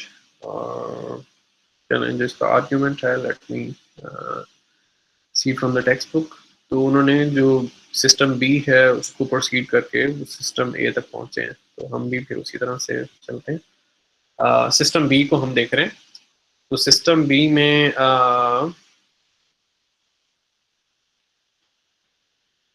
जो एक्स पी ऑफ एन है उसको आप फ्रिक्वेंसी डोमेन में लिखेंगे तो capital X b e to J omega होगा, ठीक है, यानी इस पर्टिकुलर पॉइंट पे हम बात कर रहे हैं। तो इस पे जो आउटपुट है वो किस तरह से है, जो इनपुट का स्पेक्ट्रम है x e to J omega multiplied by जो फ्रीक्वेंसी रिस्पॉन्स है वो क्या है, h e to J omega capital M, ठीक है। और फिर जो y e to J omega है वो भी हम देख लेते हैं, y e to J omega क्या है आपके पास, डाउन सैम्पलिंग हो रही है बाय फैक्टर ऑफ m, उसके लिए वही फॉर्मूला है जो आप यूटिलाइज करेंगे, 1/m i goes from 0 to m-1, और फिर जो भी इनपुट है, इनपुट क्या है, एक्स बी है, ई to J omega by M minus 2πi divided by M, तो ये चीज़ है। और फिर आप कहते हैं कि जो एक्स बी है, कैपिटल एक्स बी, इसका एक्सप्रेशन मुझे पता है, तो let me plug that expression here. तो अभी जो हम थोड़ी सी डेरिवेशन कर रहे हैं, तो ये मोटिवेट करने के लिए कर रहे हैं कि जो दो सब सिस्टम्स हैं और हम कह रहे हैं कि दे आर इक्विवेलेंट, तो वाकई इक्विवेलेंट हैं। तो इसकी जो डेरिवेशन है that is for interested students, तो ये हम आप लोगों से एग्जाम में नहीं पूछेंगे। तो if someone is getting worried तो यू गाइस कैन रिलैक्स, ठीक है। तो एक्स बी की वैल्यू आप पुट करें तो x e to J omega by M minus 2πi divided by m, ये पहली चीज़ हो गई। और दूसरी चीज़ कौन सी है, एच है। एच का भी मामला होगा कि e to J omega by m और फिर minus 2πi divided by M. तो अब यहाँ पे हम वो चीज़ यूटिलाइज करेंगे कि ये जो सेकंड टर्म है हम इसको हाईलाइट करेंगे कि h e to J omega by m है, और बल्कि यहाँ पे ऑलरेडी कैपिटल एम के साथ स्केलिंग भी हो रही थी, तो वो जो स्केलिंग फैक्टर है वो यहाँ पे दोनों तरफ मल्टीप्लाई होगा, इधर भी होगा और इधर भी होगा। तो ये मामला है। तो इवेंचुअली जो चीज़ आपके पास बच रही है तो h e to j 2π minus 2πi। तो क्योंकि D T F T periodic होती है, तो आप कहेंगे कि h e to J omega में जब भी आप 2π या उसके इंटीजर मल्टीपल्स की शिफ्ट देंगे तो you will get h e to J omega back, जिसकी वजह से ये जो एक्सप्रेशन है इसमें आपके पास क्या चीज़ आ जाएगी, 1/m, और ये समेशन है, और x है ई to J omega by M minus 2πi divided by m, और h जो है it will go out of summation, तो h जो है वो आप सेपरेटली लिख लेंगे। और फिर आप जो है इस स्टेप पे आप रियलाइज करते हैं कि जो स्क्वायर ब्रैकेट्स के अंदर जो भी चीज़ है, चूज अ डिफरेंट कलर, क्योंकि यहाँ पे हमारे पास स्पेस कंस्ट्रेंट है, तो इस वजह से मैं अगली स्लाइड पे नहीं जाना चाह रहा, क्योंकि मुझे बहुत कुछ दोबारा से लिखना पड़ेगा। ये जिस चीज़ को मैंने रेड से हाईलाइट किया है, तो ये एक्चुअली कौन सी चीज़ है, that is actually my output at this point, ठीक है। तो जिसकी वजह से आप कहते हैं कि इवेंचुअली अब आपके पास क्या रिलेशनशिप बन गया, वो ये रिलेशनशिप बन गया है कि y e to J omega that is h e to J omega, वो टर्म जो हमने पहले समेशन से बाहर निकाल ली थी, और times capital x a e to J omega. तो ये यानी आपको इवेंचुअली जो चीज़, अब ये जो रिलेशनशिप आ गई है कौन सी चीज़ है, ये यहाँ पे है, यानी आपने यहाँ पे आउटपुट देखना शुरू की थी और आपको पता चला कि ये तो वही आउटपुट है जो यहाँ पे है। तो I've gone through this quickly। तो इसमें मेरे ख्याल में इंटेंशन मेरी यही थी कि you guys should get a glimpse of it, थोड़ा सा आप रफ आइडिया ले लें कि ये प्रूव कैसे हो रहा है, ठीक है। जो इंटरेस्टेड स्टूडेंट्स हैं they can come to me और the TA in our offices, और हम इसकी डिस्कशन कर सकते हैं। अदरवाइज यानी कि फॉर द सेक ऑफ इवेल्युएशंस, जैसी भी इवेल्युएशंस हैं, एग्जाम है, होमवर्क्स हैं, तो हमने ये डेरिवेशंस आप लोगों से नहीं मांगनी, तो ये जो इक्विवेलेंस है इसको आप लोगों ने यूटिलाइज करना है। तो इसी तरह से एक और इक्विवेलेंस जो है वो इंटरपोलेटर ब्लॉक के लिए भी है। अभी तो हमने की थी सिर्फ और सिर्फ डेसीमीटर ब्लॉक के लिए, तो इंटरपोलेटर ब्लॉक में भी इस तरह के दो सिस्टम्स हैं विच आर इक्विवेलेंट। और मेरे ख्याल में at this point in time I also do not remember what is the exact relationship. तो वहाँ पे भी ये मामला है कि दो सिस्टम्स हैं, ए और बी, दे आर इक्विवेलेंट, दोनों की इनपुट जो है वो एक्स ऑफ एन है, आउटपुट वाई ऑफ एन है। और पहला जो सिस्टम है उसमें आप वही काम कर रहे हैं कि जीरो पैडिंग पहले कर रहे हैं, फिल्टरिंग बाद में कर रहे हैं। दूसरा जो सिस्टम है उसमें आप फिल्टरिंग पहले कर रहे हैं, जीरो पैडिंग बाद में कर रहे हैं। तो यहाँ पे जो आपने फिल्टर्स हैं उनका जो फ्रिक्वेंसी रिस्पॉन्स लिखना है, तो वो आपने प्रॉपर वे में लिखना है।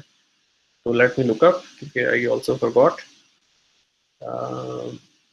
Right here. अगर आप पहले फिल्टरिंग करेंगे तो एच ऑफ जी है, बाद में फिल्टरिंग करेंगे तो जी टू पावर एल है। okay। पहले फिल्टरिंग करेंगे तो एच ऑफ जी आप लिखेंगे और बाद में करेंगे तो h of g power l है, तो ये चीज। तो यू कैन सी के मैथमेटिशियंस दे काइंड ऑफ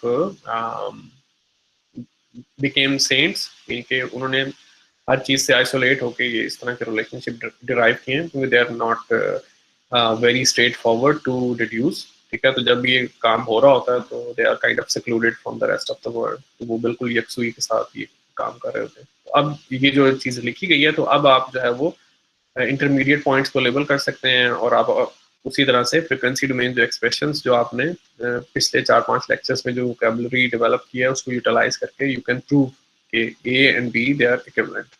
ठीक है, इन शॉर्ट ये है कि अब ये हमारे पास इक्विवेलेंस आ गई है, जिसकी मदद से हम जो रेट चेंजिंग ब्लॉक्स हैं, इनके जो आपने जीरो पैडिंग करनी है या जो आपने सैंपल्स थ्रो अवे करने हैं, तो रेट चेंजिंग ब्लॉक्स को आप जो है वो स्वैप कर सकते हैं विद द फिल्टरिंग ब्लॉक्स।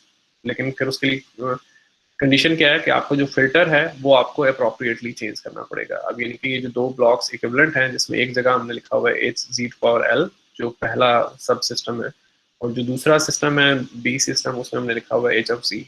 तो ये जो दो फिल्टर्स हैं they are similar but not the same.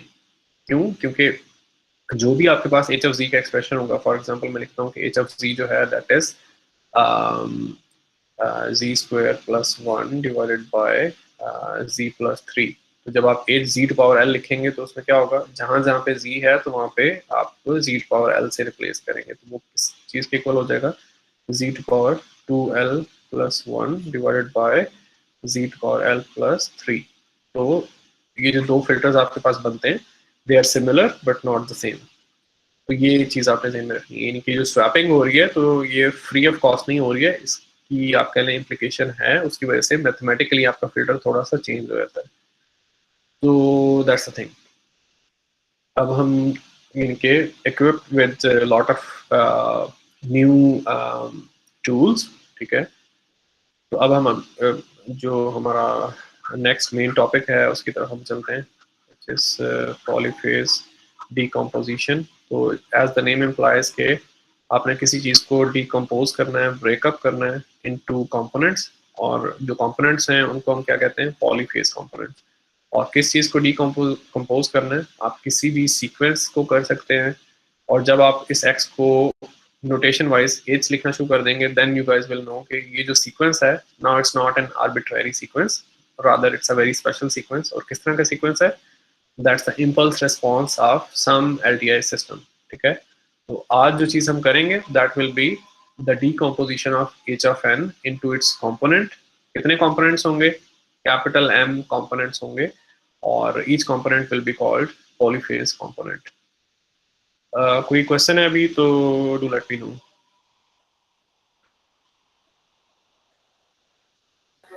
Sir जो पीछे हम लोग फिल्टर्स को चेंज करे थे, मतलब एक एच जी रेश पर एम था और जी रेश पर एल था, तो वो हम लोग फिल्टर की विड्थ को चेंज कर रहे हैं इन द फ्रीक्वेंसी डोमेन।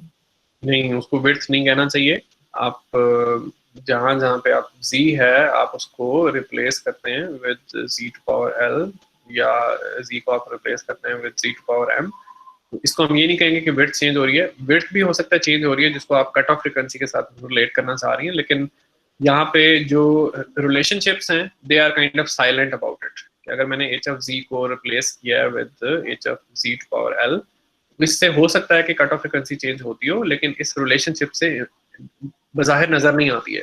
तो हमारा काम आप कह लें बीइंग मैथमेटिशियंस ये है कि जो एच ऑफ जी का एक्सप्रेशन है तो उसमें आप सिस्टमेटिकली जी को जी टू पावर एल से रिप्लेस करें, और फिर ग्रेजुअली जैसे मिड टर्म के बाद भी आपने कुछ टूल्स लर्न करने हैं जिसमें आपको पता चलेगा कि जैसे एच ऑफ जी के ट्रेडिशनल एक्सप्रेशन कैसे होते हैं, इट्स अ रैशनल फंक्शन जैसे हमने अभी लिखा था। ठीक है, तो इस तरह का जो रैशनल फंक्शन है इससे हम पोल्स और जीरोस फौरन पता चला सकते हैं। तो अभी के लिए as of today we do not know कि किसी भी फिल्टर का जो फ्रीक्वेंसी रेस्पॉन्स है वो पोल्स या जीरोस के साथ कैसे चेंज होगा। तो मिड टर्म के बाद हम देखेंगे कि अगर आपको जीरोस और पोल्स पता हो तो आपको फ्रीक्वेंसी रेस्पॉन्स पता चल सकता है कि नहीं। तो जब आपको पता चलेगा कि जीरो जो है it acts like a band pass filter, और जो पोल है it acts like band stop filter, इस तरह की बातें आगे जाके आएंगी। ठीक है, तो फिर you guys will be able to kind of relate कि अगर मैंने एच ऑफ जी को h of g to power l substitute किया है तो उससे इवेंचुअली फ्रिक्वेंसी रिस्पॉन्स पे क्या फर्क पड़ेगा, कट ऑफ फ्रिक्वेंसी कितनी चेंज होगी, और जो इनपुट सिग्नल है उसके फ्रिक्वेंसी कंपोनेंट्स के साथ क्या मामला होगा। बट राइट नाउ आप कह लें कि it just a mathematical game. जैसे आप लोग जो है वो कई दफ़ा कोई भी बूझो तो जाने पहेलियां और इस तरह की चीज़ें कर रहे होते हैं, तो राइट नाउ हम मैथमेटिकल पजल्स की जो वर्ल्ड है उसमें गए हुए हैं। तो उसमें ये जो दो सिस्टम्स आपके पास इक्विवेलेंट हैं तो आप उनकी इक्विवेलेंस फॉर्मुलेट कर रहे होते हैं based upon such kind of relationships. तो अभी हमने आप कह लें कि बहुत सारे क्वेश्चंस ऐसे हैं जो आंसर नहीं किए, जिसमें से एक क्वेश्चन वो है जो अभी आपने रेज किया। तो it could be kind of sort out, लेकिन आप यूं कह लें कि we are not interested in that. Sir लेकिन जी हम ई को सब्स्टिट्यूट कर मतलब e raise to power G omega को जी से सब्स्टिट्यूट कर रहे हैं, तो if G is raise to power L तो ई जे ओमेगा एल हो गया, तो ओमेगा एल वहाँ पे फ्रीक्वेंसी स्केलिंग नहीं होगी फिर? ठीक है, बिल्कुल सही है, हाँ सही है। I did not recall that point, लेकिन सही है। अगर जी टू जे ओमेगा है और जी टू पावर एल है तो ई टू जे ओमेगा एल है, तो श्योर हाँ, यानी कि आई मिस दैट पॉइंट। तो अभी जो हमारी पुरानी डिस्कशन है उसको रिकॉल करें तो श्योर, यानी कि जो आपके पास स्पेक्ट्रम है वो आपके पास उसकी फ्रिक्वेंसी स्केलिंग हो गई है। तो श्योर, यानी कि कैपिटल एल का मतलब है कि कैपिटल एल क्योंकि हम इंटीजर चूज करेंगे तो कंप्रेशन होगी, तो जो आपका यानी कि ये जो आपका फिल्टर है तो इसकी कट ऑफ फ्रिक्वेंसी जो है, अगर ये लो पास फिल्टर है तो वो एल टाइम्स जो है वो रिड्यूस हो जाएगी। ये जो भी ओरिजिनल कट ऑफ फ्रिक्वेंसी थी ओमेगा सी, अब जो नई कट ऑफ फ्रिक्वेंसी है तो that is omega c by l. True, yes ठीक है, थैंक ठीक, यू। मतलब यानी कि that was a good input, तो हमने यानी कि फौरन ही फिगर आउट कर लिया। बिल्कुल सही है। ओके, तो अब पॉलीफेज डिकम्पोजिशन है, उसमें मेनली जो है हम ये ब्लॉक डायग्राम है जो 432 फिगर में बनी हुई है, तो हम इस ब्लॉक डायग्राम को हम डिस्कस करना चाह रहे हैं। Let me see, maybe I should sketch it, और फिर हम इस पे अपनी डिस्कशन जो है वो चलाते हैं। Maybe I should do it the same way जैसे हमने पिछली दफ़ा when I taught this course last time. इसको एग्जाम्पलीफाई कर लेते हैं और मैं कहता हूँ कि m इज 3, और अब हम देखते हैं इनपुट पे हमारे पास h ऑफ n है क्योंकि हम किसी सीक्वेंस को डिकम्पोज कर रहे हैं इनटू इट्स कंपोनेंट, और आउटपुट पे भी हमें h ऑफ n चाहिए, तो हम डिकम्पोजिशन लर्न कर रहे हैं। तो इवेंचुअली इसका फायदा ये होगा कि आप एक फिल्टर को बहुत सारे छोटे छोटे फिल्टर्स में ब्रेक कर सकेंगे और you will be able to do some tricks which look like magic.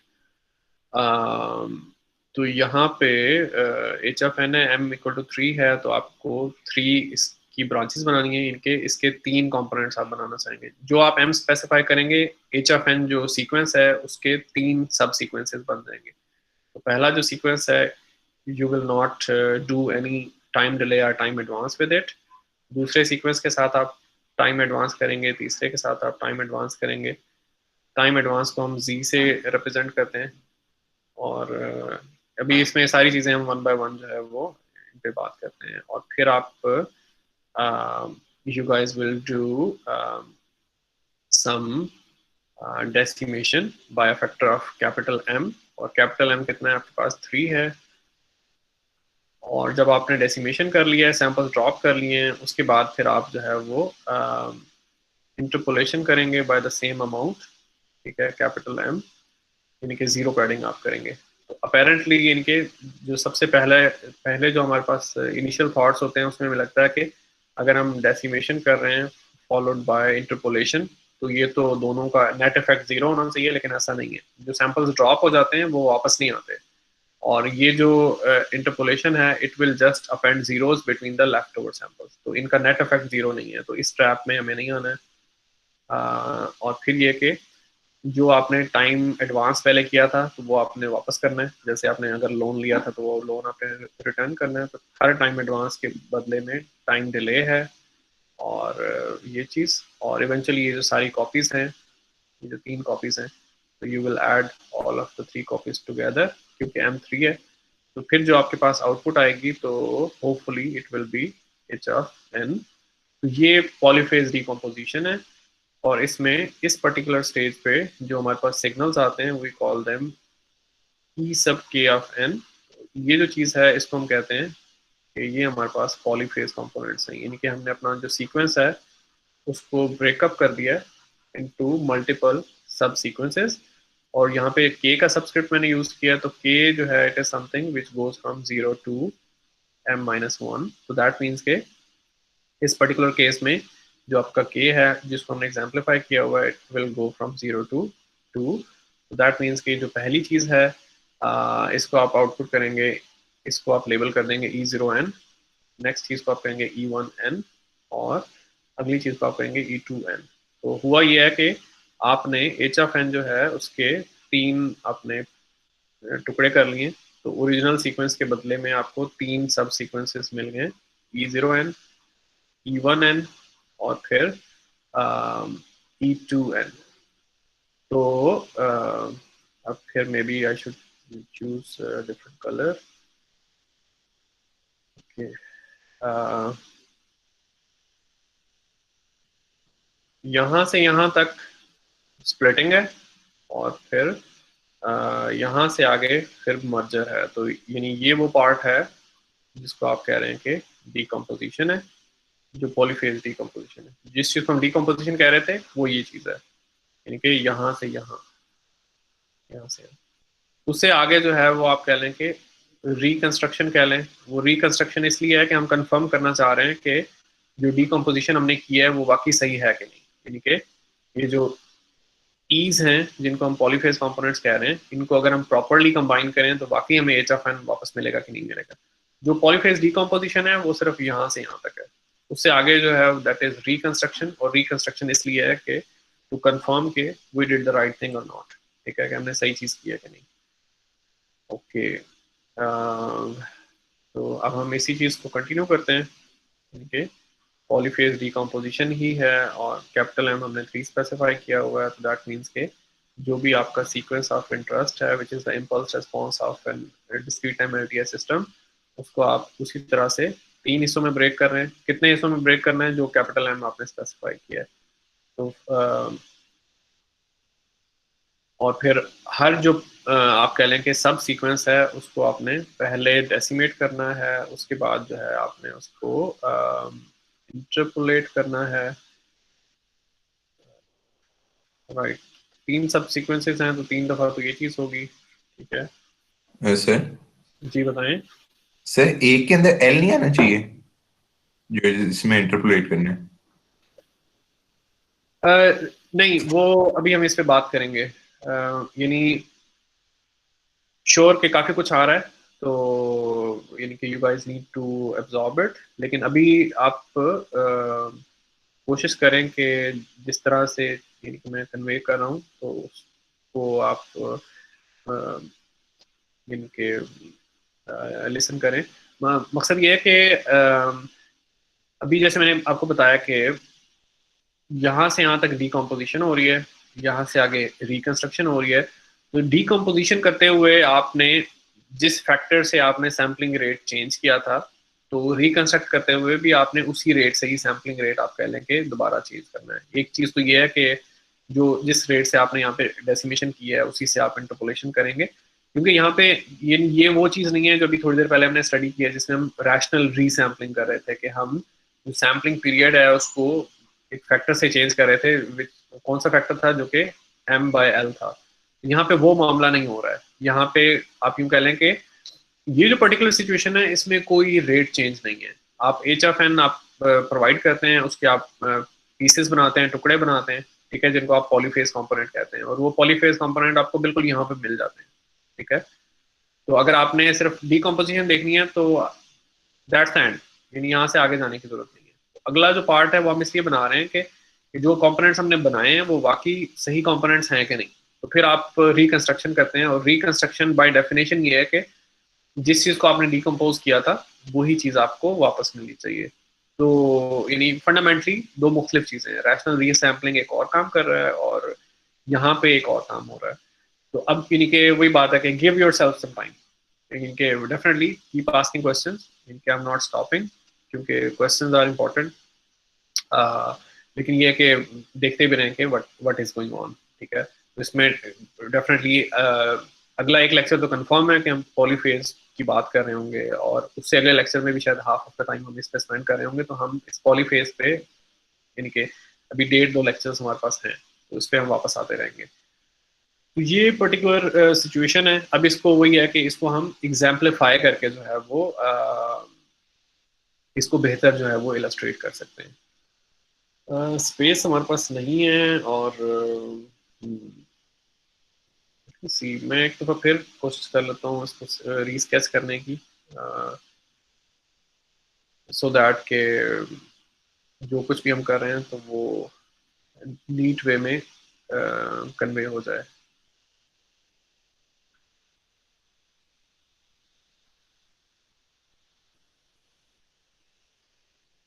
या ये काम भी हो सकता है कि हम इस डायग्राम को ही जैसे हमने डीकम्पोजिशन और रिकंस्ट्रक्शन को अलहदा कर दिया है, तो उस तरह से हम कर लें तो फिर हमारे पास मेरे ख्याल में इनफ स्पेस आ जाएगी। हाँ, इस तरह कर लेते हैं, ये भी ठीक है। तो मैं वो जो पिछली डायग्राम थी मैंने उसको 2 हिस्सों में डिवाइड कर लिया है। तो अब ये जो पार्ट है ये सिर्फ और सिर्फ डीकम्पोजिशन हम देख रहे हैं सबसे पहले। तो इसकी फुल फ्लैज एप्रिसिएशन शायद अगले लेक्चर के आखिर तक आया कि हम ये सब क्यों कर रहे हैं, तो यानी कि उसके लिए आपको थोड़ा सा वेट करना होगा। अभी के लिए हम सिर्फ ये जो प्रोसेस है इसको हम अंडरस्टैंड करने की कोशिश कर लेते हैं। ठीक है, बस आई गॉट द आइडिया के वो पूरी ब्लॉक डायग्राम नहीं बनेगी बल्कि टुकड़ों में इसको करना पड़ेगा। तो कैपिटल M इक्वल टू 3 है और उसके अकॉर्डिंगली हमारे पास 3 आप कह लें कि सब सिस्टम्स हैं, यानी कि 3 सब सीक्वेंसेस बन जाएंगे। यानी कि आपने h ऑफ n को जैसे हमने पहले लिखा था आपने उसको 3 हिस्सों में ब्रेक करना है। अब मैं एक फर्जी h ऑफ n भी ले लेता हूँ, ठीक है, उसमें कम से कम भी मेरे पास 6 सैंपल्स होने चाहिए, then it will look good. तो 1 2 3 4 5 6, ये 0 इंडेक्स है 1 2 3 4 5, ठीक है। तो ये मेरे पास है h ऑफ n, ठीक है।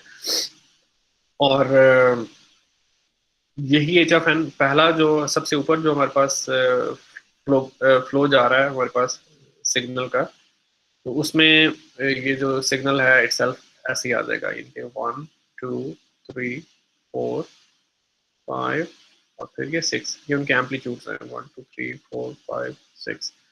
और ये जो दूसरा आपके पास डेसीमीटर है उसकी इनपुट पे क्या चीज़ आएगी, उसने z से गुजर के आना है। तो z जो है इट इज़ टाइम एडवांस। अभी के लिए थोड़ी देर के लिए आप इसको मान लें, फिर मैं आपको इसका जो रूट्स हैं बता देता हूँ कि z टाइम एडवांस क्यों है। तो टाइम एडवांस है तो जिसकी वजह से क्या मामला होगा कि यहाँ पे जो आपके पास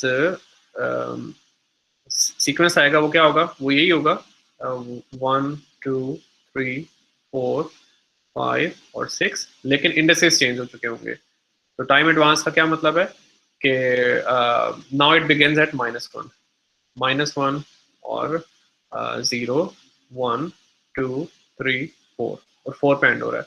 इस तरह से ये जो सबसे नीचे जो चीज़ है वहाँ पे आपके पास हो रहा है z⁻², -2 नहीं है, z⁻² है, ठीक है। यानी ये जो ब्लॉक है तो ये z⁻² ब्लॉक है, तो that does time advance by 2, ठीक है।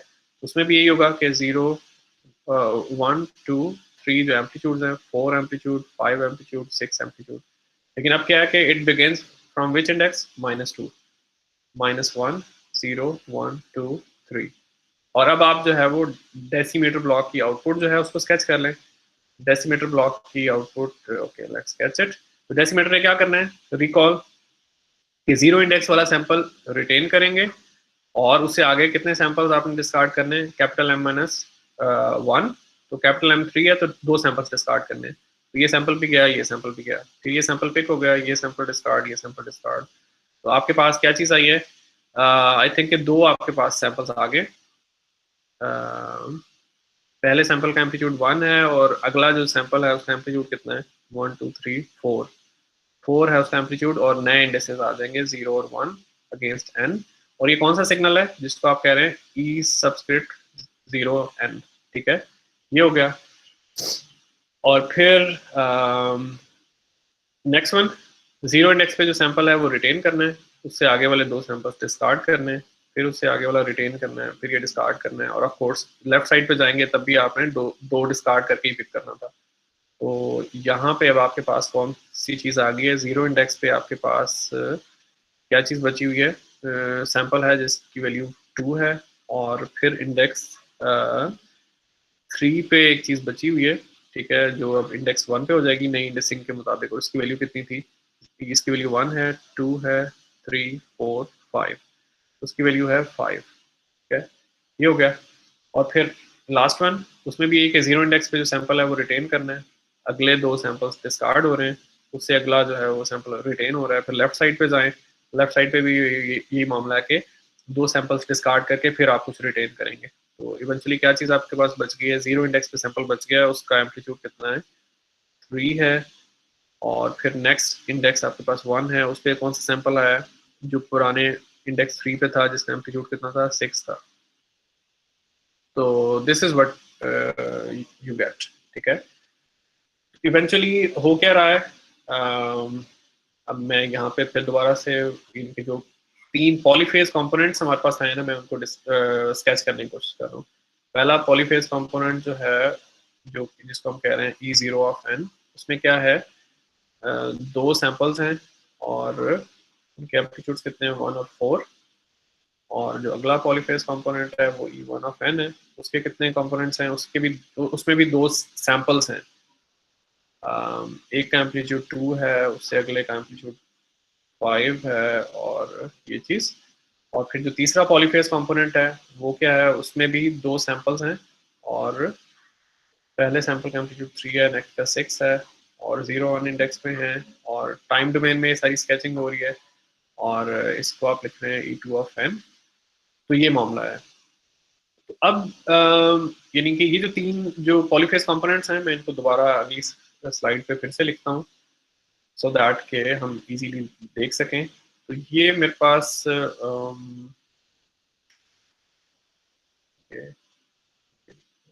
अगली स्लाइड पे चलते हैं, जगह थोड़ी ज़्यादा चाहिए। ये हम अपना एच ऑफ एन दोबारा बनाते हैं।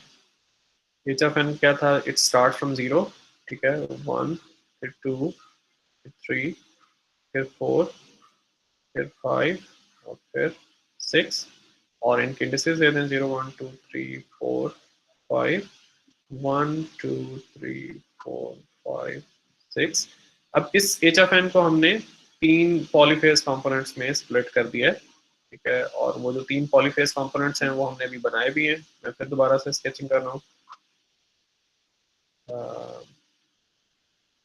तो वो जो चीज़ अब मैं आपको बताना चाह रहा हूँ वो ये कि रफली आप उसको डायरेक्टली देख सकते हैं। जो पहला पॉलीफेज कंपोनेंट है वो कैसे होगा कि 0 इंडेक्स से आप स्टार्ट करें, और जो सबसे पहला जो सैंपल है वो पिक कर लें, यानी कि इसको उठा लें।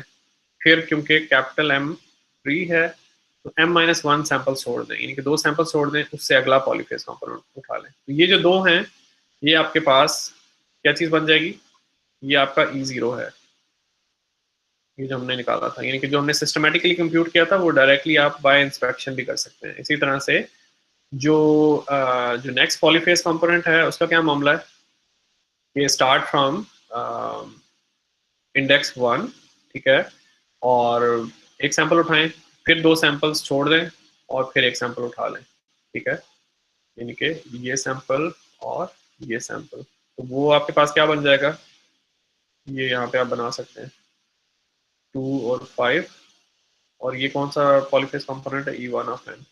और फिर तीसरा पॉलीफेज कंपोनेंट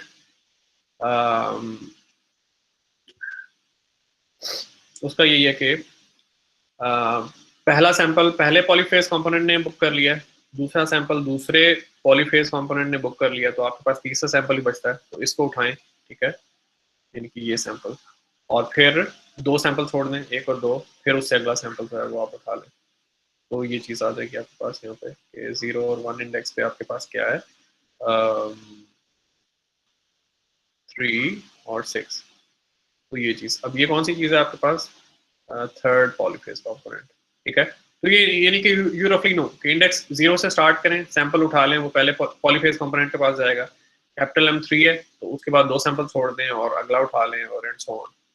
तो यू गाइस यानी कि रफली नो कि व्हाट्स गोइंग ऑन, एक सीक्वेंस को आपने 3 सब सीक्वेंसेस में ब्रेक कर दिया है, और हर जो सब सीक्वेंस है उसको आप कह रहे हैं कि पॉलीफेज कंपोनेंट, और हर जो सब सीक्वेंस है उसका एक लिहाज से सैम्पलिंग रेट रिड्यूस हो चुका हुआ है, क्योंकि जितनी देर में E0 ऑफ n में आप पहले सैंपल से दूसरे सैंपल में जाते हैं, उतनी देर में ओरिजिनल सीक्वेंस में आप जो है वो कितने सैंपल्स गुजार चुके होते हैं, आप 4 सैंपल्स जो है वो गुजार चुके होते हैं, एंड सो ऑन। सेकंड सब सीक्वेंस जो सेकंड पॉलीफेज कंपोनेंट है उसमें भी जितनी देर में आपको 2 सैंपल्स मिलते हैं, उतनी देर में ओरिजिनल जो सीक्वेंस था H ऑफ n उसमें आपके 4 सैंपल्स आ चुके होते हैं, तो यानी कि सैम्पलिंग रेट जो है आपका डिक्रीज हो रहा है। जो यानी जो पॉलीफेज कंपोनेंट्स हैं, आप यूं कह लें कि ये छोटे छोटे फिल्टर्स हैं जो कि स्लो रेट पे चल रहे हैं compare to the original filter. तो इसमें यानी कि बहुत सारी आप कह लें कि इनसाइट्स हैं, बहुत सारे इनके डिफरेंट एंगल्स हैं जिससे आप चीज़ों को व्यू कर सकते हैं। तो इसमें आप कह लें कि सही और गलत इन्फ्रेंस भी आ सकती है, कई दफ़ा आप सही चीज़ पे पहुंचेंगे आफ्टर ब्रेनस्टॉर्मिंग, कई दफ़ा यानी कि कोई एरोनियस डिसीजन भी आप लोग ले सकते हैं। तो बी केयरफुल, और it's always good to discuss. आप लोग आपस में भी डिस्कस कर सकते हैं, you guys can discuss with me और द टीए एज वेल। तो एनीवे ये अभी हमने जो भी डिस्कशन किया है, तो हमने H ऑफ n को उसके जो कंपोनेंट्स हैं या सब सीक्वेंसेस हैं उसमें स्प्लिट करना सीखा है। अब अगला काम जो हम लेके चल रहे हैं वो ये कि लेट्स मूव ऑन, और फिर वो जो रिकंस्ट्रक्शन वाला पार्ट है कि ये जो सब सीक्वेंसेस हमने बनाए हैं तो ये ठीक है कि नहीं। तो let's go to the second part of the diagram. उसमें आपने क्या करना है, आपने इंटरपोलेशन करनी है by the same amount, so that के आपकी जो रिकंस्ट्रक्शन है वो सही हो, आपको H ऑफ n वापस मिले। और फिर ये कि जो जो आपने यानी कि टाइम एडवांस किया था तो उसको आप कॉम्पनसेट करें बाय कॉरेस्पॉन्डिंग टाइम डिले, और आखिर में अपने इन सारी चीज़ों को ऐड अप कर देना है।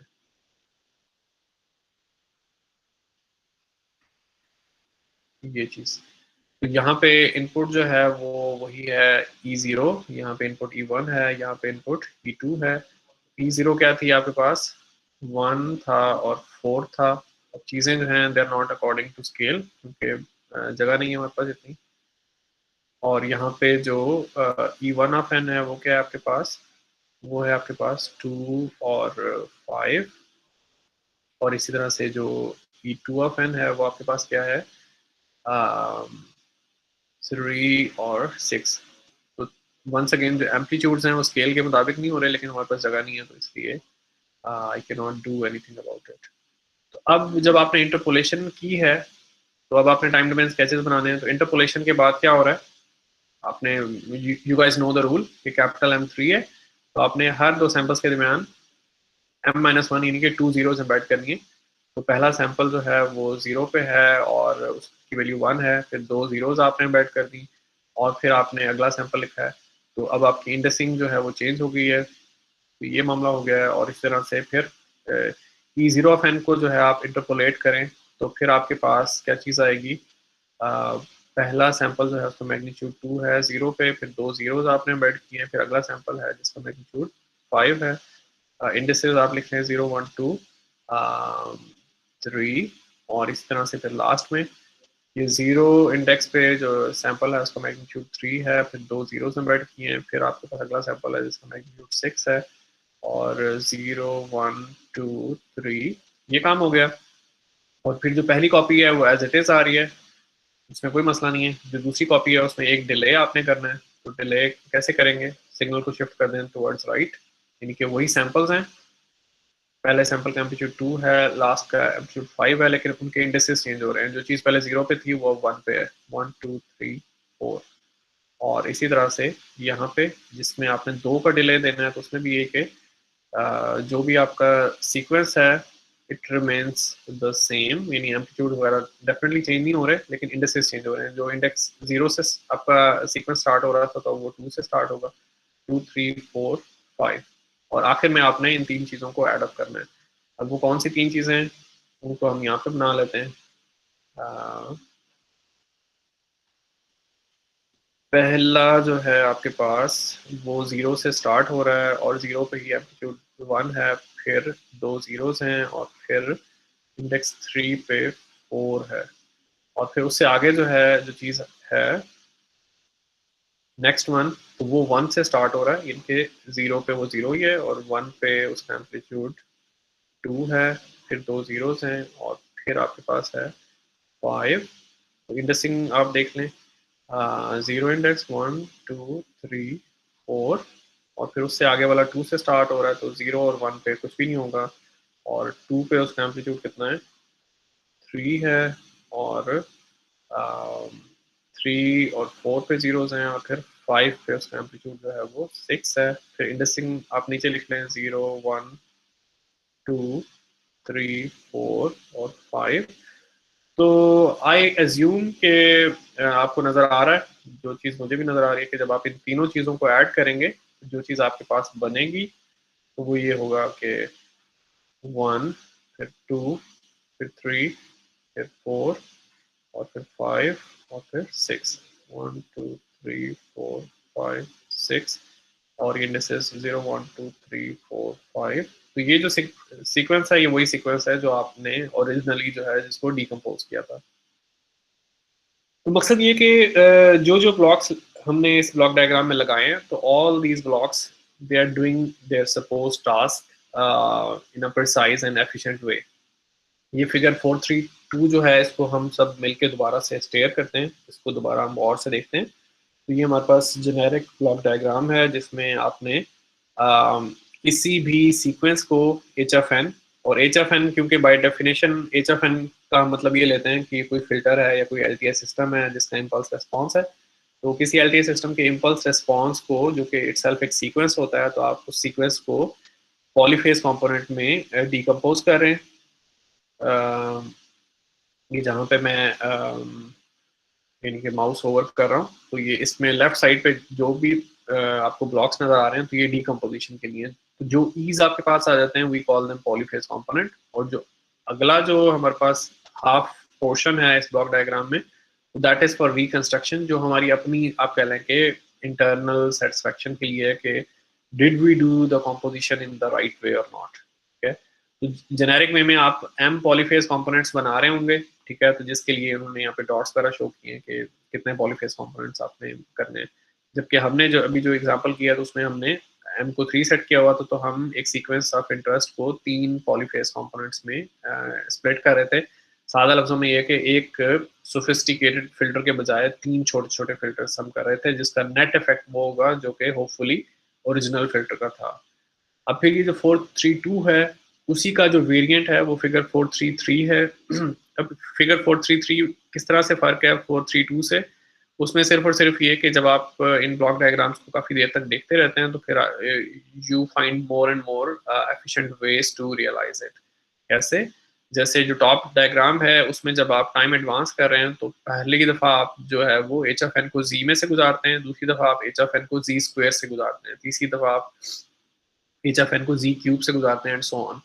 मकसद ये है कि आपका हार्डवेयर जो है वो ज़्यादा यूटिलाइज हो रहा है। अब यहाँ पे जो नीचे वाली जो ब्लॉक डायग्राम है उसमें वो ये कह रहे हैं कि अगर आपने जो फर्ज किया कि जो यहाँ पे जो तीसरा आपके पास फ्लो है आप सिग्नल्स, तो उसमें आपको एच एफ एन प्लस 2 चाहिए, यानी कि आपको 2 दफ़ा टाइम एडवांस करना है।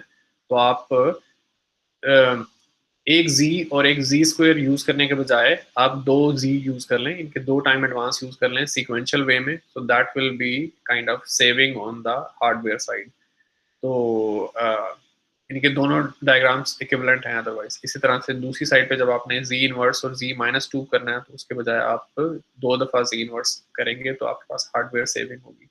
तो ये अभी हम डीकम्पोजिशन में जा रहे हैं, बाद में इसकी एप्लीकेशंस आएंगी जो कि अगले लेक्चर में इनके फॉर टीजर मैं यहाँ पे आपको शो कर रहा हूँ। तो यहाँ पे आप देखेंगे कि अगर आपने डेसिमेशन फिल्टर बनाना है, ऐसा फिल्टर जो कि रेट भी चेंज करे और कोई एलियसिंग भी ना होने दे, तो वो आप कैसे बनाएंगे यूजिंग द पॉलीफेज अप्रोच, यानी कि आप अपने ओरिजिनल डेसीमीटर या इंटरपोलेटर जो सिस्टम है उसको आप स्मॉलर सब सिस्टम्स में ब्रेकअप कर लेंगे और you will try to save computations, you will try to save hardware और बाकी सारी चीजें। तो that's the end of the lecture from my side। तो questions हैं तो आप लोग पूछ लें, अपनी अटेंडेंस भी आप लोग मार्क कर लें। questions?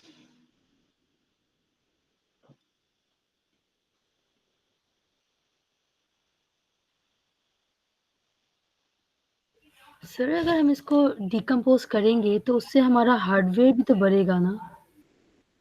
नहीं, वो कम होगा। और इसको जो है अभी आप सिंपली, मैं यही शायद कह सकता हूँ कि थोड़ा आप लोग वेट करें टिल द नेक्स्ट लेक्चर, और जो अगला लेक्चर है, एक दो लेक्चर्स में इसमें आप कह लें कि जो इसकी अप्रिसिएशन है वो आएगी। तो इट कम्स ग्रेजुअली। जैसे अभी भी हमने देखा है कि 432 से 433 जो फिगर है हमारे पास टेक्स्ट बुक में, उसमें हम जाते हैं तो हमारे पास हार्डवेयर की टर्म्स में सेविंग होती है। तो वो जो चीज़ है वो आहिस्ता आहिस्ता जो है it will become more prominent. Saving होगी, कंपटीशन वाइज भी होगी और हार्डवेयर वाइज भी होगी। Okay, thank you sir.